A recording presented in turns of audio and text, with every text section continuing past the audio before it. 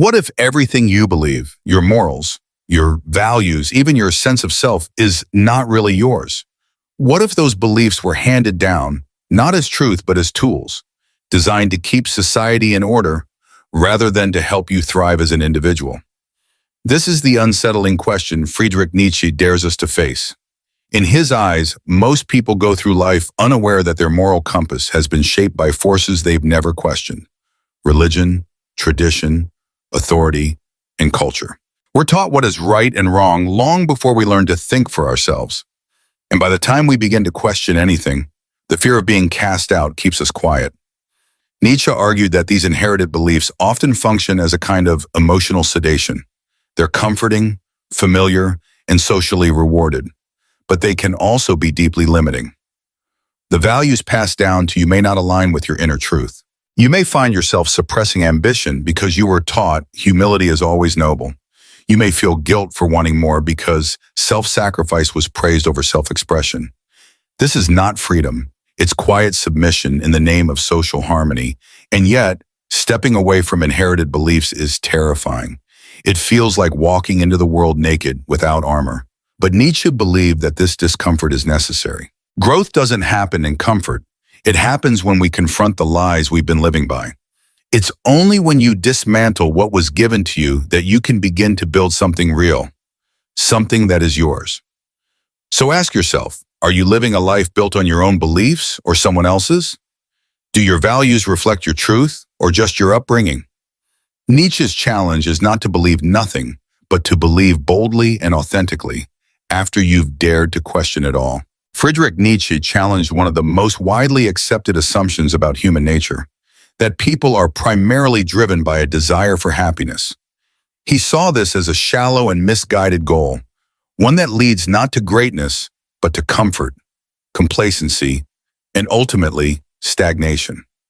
Instead, Nietzsche proposed that what truly drives us, at the core of our existence, is what he called the will to power. This isn't about dominating others. It's not about status, fame, or control. It's about the deep, often unspoken need to shape our lives, to overcome obstacles, to push ourselves beyond what we were yesterday, and to become something greater. The will to power is the instinct to create, to transform, and to assert our vision upon the world. It's the spark behind every great piece of art, every invention, every act of rebellion against mediocrity. It's the force that moves us to leave behind the passive life and instead say, I will define who I am. And yet most people never fully access it. Why? Because it demands effort. It demands risk. It asks you to step out of the comfortable shadow of conformity and into the terrifying light of your own potential. Nietzsche believed that those who deny this drive, who suppress their ambition in favor of fitting in, are not living honestly. They are betraying themselves. We've been taught to shrink ourselves to fit within what society deems good, modest, or normal. But in doing so, we often silence the very part of us that yearns to rise. To honor the will to power is to reclaim your inner authority. It's to stop waiting for permission. It's to stop asking the world who you should be and to start declaring it for yourself. This path is not for the faint of heart. It's filled with failure, struggle, and the sting of isolation. But it's also the only path where real growth happens, where transformation takes root, where life begins to feel truly your own. So ask yourself, are you living to be liked or to become? Are you surviving or are you creating? Nietzsche's will to power is not a philosophy of ego. It's a call to rise, not above others, but above your former self. Nietzsche's critique of traditional morality, especially religious morality, cuts to the core of how society conditions us to behave. He called it slave morality, a system built not on truth but on fear and resentment. According to Nietzsche, slave morality was invented by the weak, not as a path to enlightenment, but as a subtle form of control. It glorifies humility, obedience, self-denial, and guilt, not because these are inherently virtuous, but because they keep powerful individuals in check. It teaches people to be good by suppressing their strength, ambition, and instinct. Imagine someone who feels powerless, unable to rise, unable to change their circumstances. Instead of striving for strength, they reshape morality itself to favor their position. They claim that being meek is holy, that being poor is noble, and that self-sacrifice is the highest good. Nietzsche believed this system was not a spiritual truth, but a coping mechanism, a way for the powerless to flip the script and make their weakness seem like moral superiority. The consequences of slave morality are everywhere. It tells you to stay small, to avoid standing out, to feel guilty for wanting more. It rewards compliance and punishes courage. It teaches you to apologize for your power and to seek validation by conforming. But Nietzsche asks, what if this isn't virtue at all? What if it's a trap? To reject slave morality is to reclaim your agency. It doesn't mean abandoning compassion or kindness, but it does mean choosing your values rather than inheriting them blindly. It means seeing guilt not as a moral compass, but as a tool of control. Nietzsche believed true morality should come from within, forged through struggle, self-reflection, and personal evolution, not dictated from a pulpit or social consensus. Ask yourself, are your values empowering or are they pacifying you? Are they helping you grow or holding you back? Nietzsche's challenge is bold, even uncomfortable, but it may be the first real step toward living authentically. Freedom is a beautiful word, but Friedrich Nietzsche reminds us that it comes at a cost. Most people say they want to be free to live authentically, free to choose their path, free to rise. But what they often don't realize is that true freedom requires sacrifice, discomfort, and the courage to suffer. Nietzsche didn't believe in sugarcoating this reality. He argued that to become your truest self, you must first be willing to break away from everything that makes you feel safe, but keeps you small. Breaking free is not a romantic journey. It's brutal. It means questioning the beliefs you were raised with, the expectations society placed on you, and even the identity you have comfortably worn for years. It means risking disapproval, isolation, and failure. It's not simply about rejecting old values. It's about destroying the illusions you've relied on and standing naked in front of the void, not knowing who you are yet, but trusting that something stronger will emerge. Nietzsche believed that growth and suffering are inseparable. Comfort is the enemy of greatness. Pain isn't just part of the journey, it is the journey. He famously said, "What does not kill me makes me stronger." And he meant it not as a motivational slogan, but as a brutal truth. If you want to become more than you are now, you must be willing to endure the fire of transformation. But in that fire, something extraordinary happens. When you break away from what is familiar, you begin to create, not just a life, but a self, one that is earned, not inherited, one that is authentic, not assigned. So the question becomes, are you willing to suffer for your freedom? To trade the comfort of conformity for the challenge of becoming? Nietzsche believed that only through this struggle can we escape mediocrity and begin to live with real purpose, real clarity, and real strength. God is dead. And now what? When Nietzsche declared God is dead, he wasn't making a smug atheist proclamation. He wasn't mocking belief. He was issuing a profound and urgent warning. What he saw was the slow collapse of the traditional moral and religious foundations that had guided Western civilization for centuries. Faith, once the compass for right and wrong, was fading.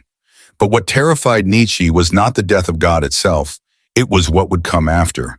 When the old values lose their power, what will replace them?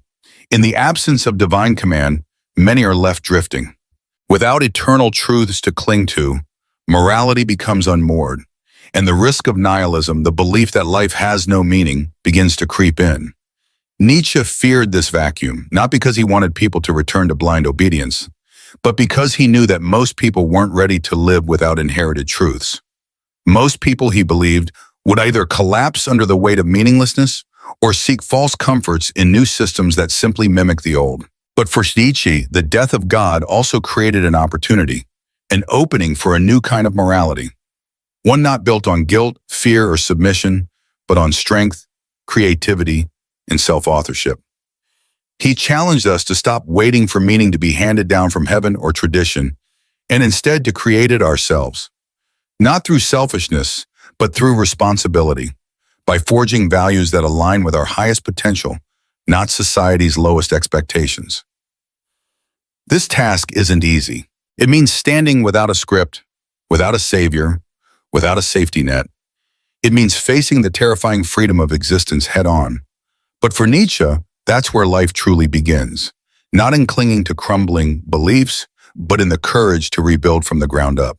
So ask yourself, if the values you were taught no longer hold, what will you stand for? What kind of person will you become when certainty is no longer guaranteed? Nietzsche's warning wasn't just philosophical, it was personal. In a world where God is dead, the question is no longer, what should I believe? But what am I willing to become?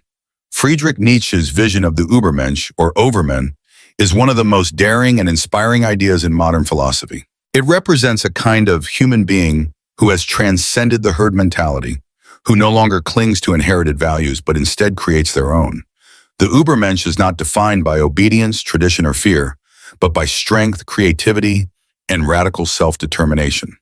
In a world where old beliefs are collapsing, Nietzsche saw the Übermensch as the only figure capable of stepping into the void and building something new, something deeply personal and truly powerful.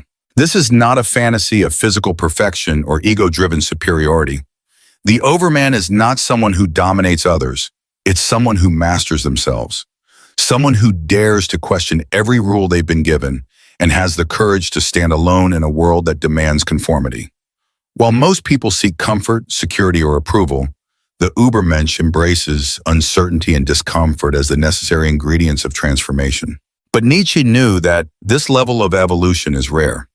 He believed that most people would never reach it, not because they lack the potential, but because they fear the Chronicles. Becoming an overman requires the destruction of your old self, the comfortable identity built on pleasing others and avoiding risk.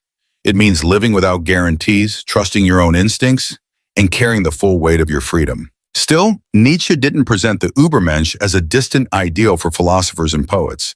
He saw it as a real challenge for each of us. The overman lives with boldness, with intention, and with a deep refusal to be ruled by fear. So ask yourself, are you living as a reaction or as a creator? Are you shaping your life or merely surviving it? Nietzsche's call is not to become perfect, but to become more than what you've been told you are. Eternal recurrence. Would you live it all again? Imagine this. Every moment of your life, every decision, every bafoué, every failure, every regret, repeats over and over endlessly for all eternity. No edits, no rewinds, no second chances. This is Nietzsche's idea of eternal recurrence, and it's not meant to be taken literally. It's a psychological test, a mirror, a question that cuts through the noise of everyday life and asks, are you truly living a life you would be willing to relive forever? Most people drift through life postponing their dreams, numbing their passions, and making safe choices because they assume there will always be time. But Nietzsche challenges this illusion. If this life, exactly as it is, were your only life, repeated eternally, would you embrace it or dread it? Eternal recurrence forces us to confront what we avoid, the weight of responsibility. It asks us to live with such intensity, such honesty, and such alignment with our values that even the pain and the failures would be worth repeating. It is not about perfection, but about authenticity. If the thought of repeating your life fills you with fear or regret, it's a call to examine what you're compromising, who you're trying to please, or what part of yourself you've silenced. Nietzsche believed that those who pass this test, those who can say yes to their life as it is, are the ones who have truly taken ownership of their existence. They are not waiting for meaning. They are creating it. They are not surviving. They are becoming. So ask yourself, if time folded in on itself and today's choices echoed for eternity, would you change anything? If the answer is yes, what are you waiting for? Nietzsche's challenge is not to fear the infinite loop, but to live so deliberately, so courageously, that you'd gladly face it again, and again, and again. The enemy within, your greatest battle. Nietzsche believed that the most dangerous enemy you will ever face is not society, not politics, not even suffering itself. It is you. Not the surface level you, but the version of yourself that clings to fear, comfort, and excuses. This inner enemy wears many faces: procrastination, self-doubt, victimhood, guilt. It whispers that you're not ready, that you'll fail, that it's safer to stay small and go unnoticed. And the more you listen, the more you betray your potential. To Nietzsche, the greatest tragedy was not death. It was wasted life. A life lived according to other people's expectations. A life where you never stepped into your full power because your own mind kept you caged. He argued that we are enslaved not just by external forces, but by the internal voices that convince us to obey, to conform, to stay quiet when our soul is screaming to be heard. This is why Nietzsche said, "Man is something that shall be overcome." He wasn't calling for perfection. He was calling for transformation. The old you, the version that plays it safe, that seeks validation, that hides behind social approval, must die so that something greater can be born. It's not an easy death. It feels like loss. But what you lose is illusion. What you gain is clarity, ownership, freedom. Fighting the enemy within is a daily battle. It requires brutal honesty and a willingness to stand in front of your own mirror and say, "This is not who I'm meant to be." But in that moment, something sacred begins. The process of becoming, of shedding your skin like a snake outgrowing its past, of claiming your voice, your choices, your life. So ask yourself, what part of you needs to be destroyed so that the real you can emerge?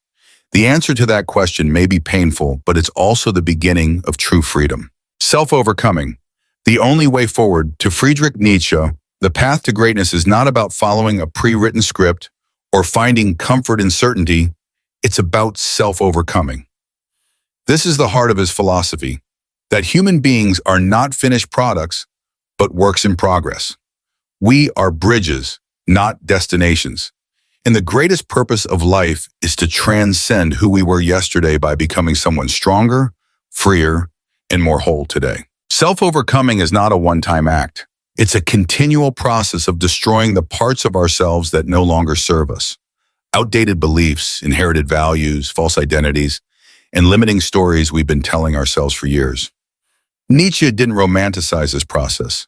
He knew it was painful. It requires courage to confront your flaws, to take responsibility for your suffering, and to stop blaming external forces for the life you are afraid to claim. But the alternative is stagnation, decay, living on autopilot. He believed that most people choose comfort over growth, predictability over freedom, and safety over authenticity. They wait for something outside themselves, a gun out, a savior, a system, to give them meaning. But Nietzsche rejected that illusion. He argued that no one is coming to save you, not religion, not politics, not even philosophy. Meaning isn't found, it's created. Self-overcoming defends that you become both the sculptor and the stone. It is the relentless pursuit of becoming the person you were always meant to be, but were too afraid to become. And that means letting go of the weaker version of yourself, the one that chooses fear over faith, silence over truth, comfort over change. This is not about arrogance. It's about ownership. It's about honoring the part of you that refuses to settle, that knows you were made for more than mediocrity. Nietzsche's call is both brutal and beautiful. Destroy who you were in order to become who you are. So ask yourself honestly, what version of you needs to do so a better one can live? What excuses must you bury so your true self can rise? Because in the end, self-overcoming isn't just a path. It's the only path to a life of real freedom, meaning, and power. Live authentically, create boldly, evolve relentlessly. Friedrich Nietzsche's philosophy is not a set of abstract ideas, it's a challenge, a mirror, a call to action. He asks us to stop living by default and start living by design. At the heart of his message is this: you are not here to conform, you are here to become. In a culture that often rewards comfort, obedience, and fitting in, Nietzsche pushes back. He tells us that meaning isn't handed down from tradition or faith, it must be created. That's not a burden, it's an invitation. You get to decide who you are, what matters, and how deeply you want to live. But to do that, you must let go of what's safe. You must question what you've inherited and confront the version of yourself that clings to fear, guilt, and self-doubt. True freedom isn't found in avoiding responsibility. It's found in owning it completely. Self-overcoming means being willing to shed your skin over and over again. It means asking the hard questions. Am I living a life I would repeat for eternity? Have I created values that reflect my truth? Or am I still following someone else's script? Nietzsche's wisdom is not easy, but it's real. He doesn't offer comfort. He offers transformation. And that's what makes his philosophy so powerful. So if you take anything from his message, let it be this. You are the artist of your own life. Don't paint by numbers. Don't copy someone else's design. Be bold enough to destroy what no longer serves you, and brave enough to build something worthy in its place. Because in the end, the life you live is the meaning you create.